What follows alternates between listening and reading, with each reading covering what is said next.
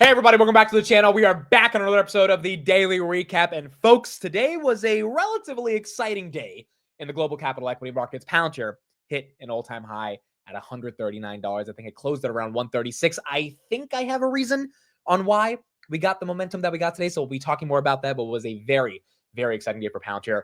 Oracle, one of the big companies in data centers, compute, and overall database architecture in regards to AI workloads, massive earnings. What they said was unfathomable, the types of demand that they're seeing in the AI data center space. So they were up 7% after hours. We're going to be talking about their earnings. And then we got some really bullish updates on not only CPI, which we had this morning, but also China. The China updates are a little bit mixed in terms of trying to figure out how to interpret them, which is why I think the broader S&P and overall stock market didn't really move on the China updates. The CPI report was really good, and it's signaling that inflation is coming down in the United States of America. And if it continues on this trajectory, I think we should get some rate cuts this year. A lot to talk about.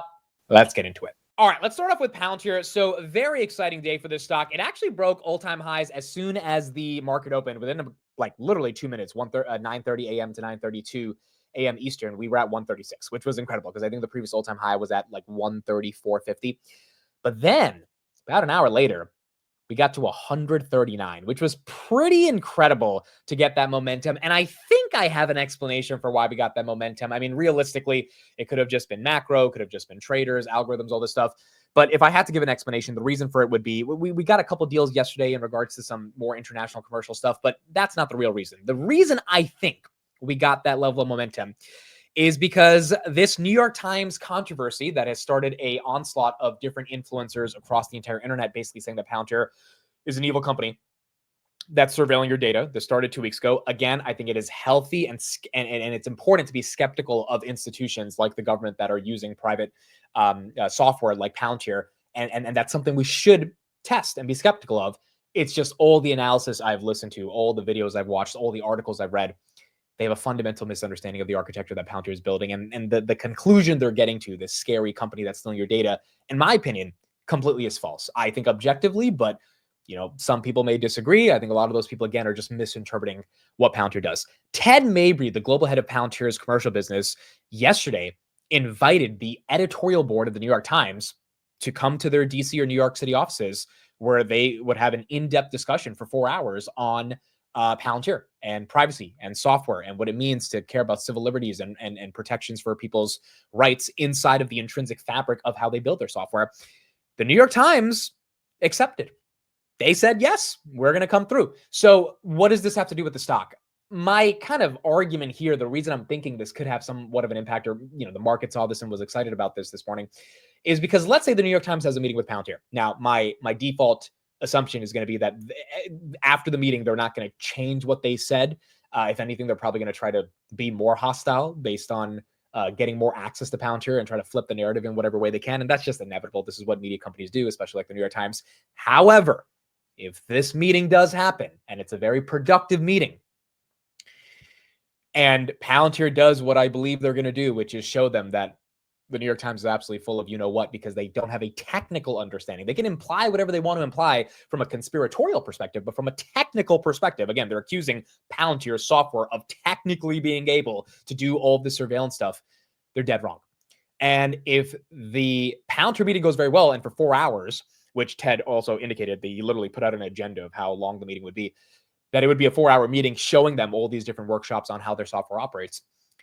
Imagine the New York Times a week later says, we unequivocally retract the claims we made against Palantir, or they update the article to let everyone know Palantir is not the evil company that they were implying. Now, that is not going to stop the onslaught of all the different creators that are finding a way to get momentum and attention by being able to talk about Palantir being this evil company, but it at least will be some pushback against the mainstream narrative that Palantir is a black box company that's not opening up their doors, that's not trying to be transparent. I mean, this is as transparent as you can get, inviting the editorial board of the New York Times to say, hey, let's have a conversation.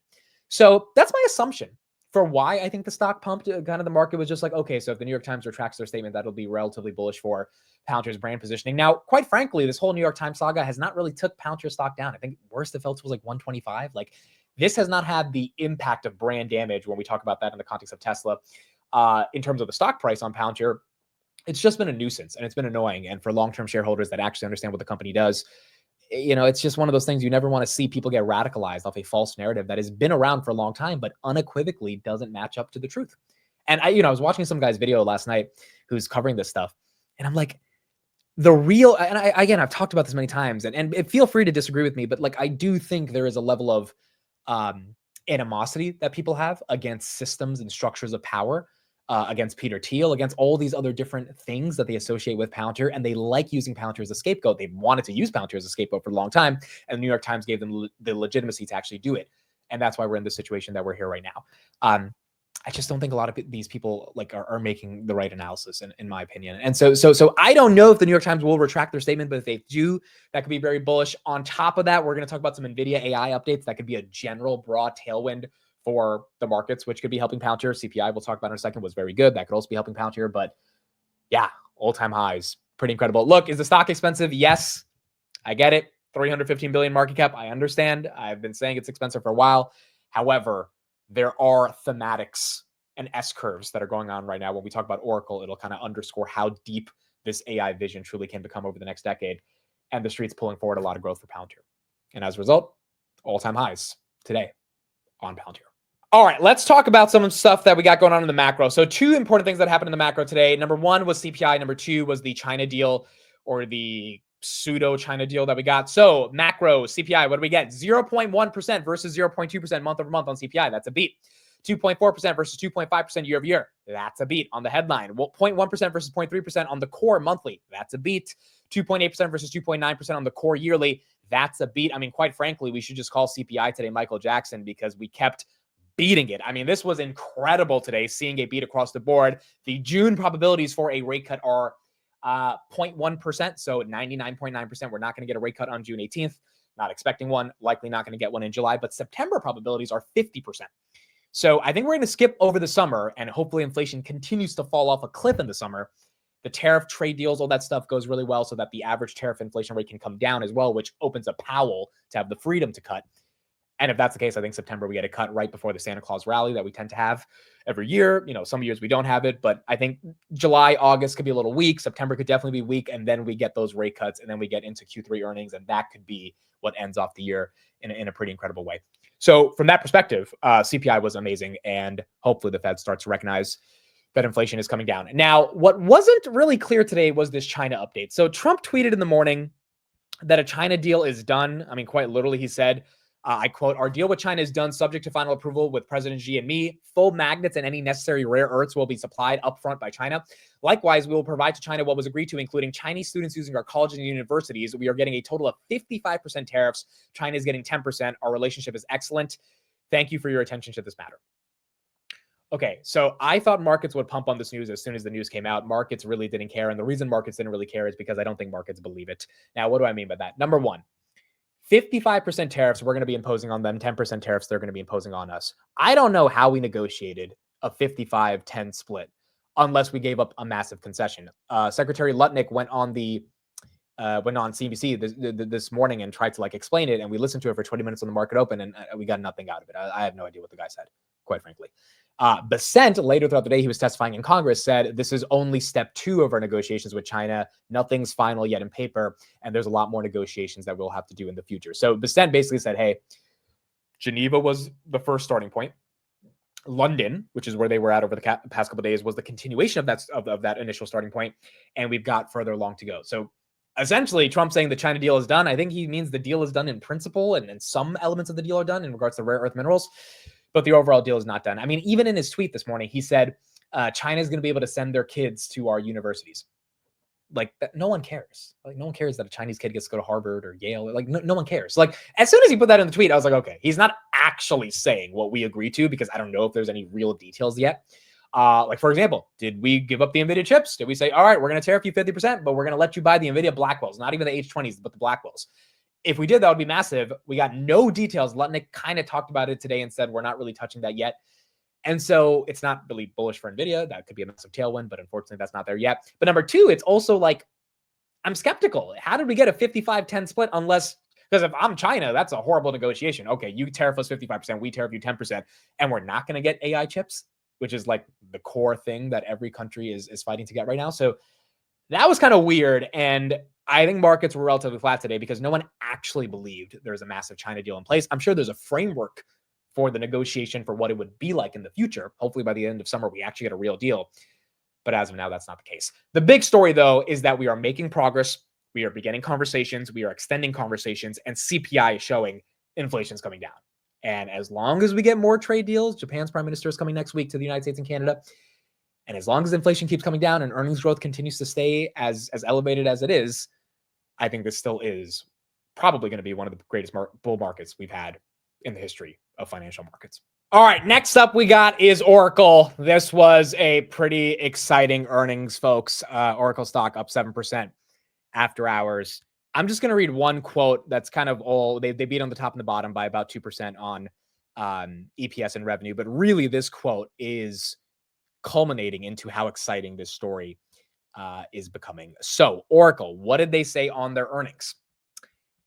We expect our total cloud growth rate, applications plus infrastructure, will increase from 24% in fiscal year 2025 to over 40% in fiscal year 2026. Cloud infrastructure growth is expected to increase from 50% in fiscal year 2025 to over 70% in fiscal year 2026. And RPO, remaining performance obligations, is likely to grow more than 100% in fiscal year 2026. For context, RPO was growing at about 50% last quarter. RPO is just the amount of money that you have in contracts that you have not recognized as revenue yet, but upon your performance obligations, you will recognize that as revenue. So kind of like a backlog of revenue. That's growing at 100%, they expect, in fiscal year 2026. It really does feel like AI is just getting started. I mean, like, and I know we're not at the very launch of ChatGPT, but we are at the point where data centers, energy, Oklo was up 27% on the day. They got a contract with the Department of Defense, a $10 billion company. They don't even have a product yet. One could say that's a bubble, that's frothy, and sure, but another person could say, well, wait a second, if AI is going to need a lot of energy, yes, we're giving it a pretty aggressive multiple, but they're going to have the demand to start generating the revenue that can at least begin to grow into that multiple.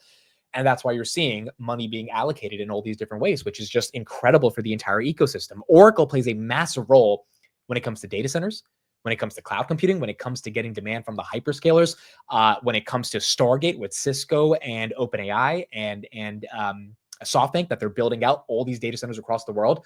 I mean, this is one of those earnings that once again highlights, if you are bearish on the broader AI thematic and you think it's all a bubble, this is real money.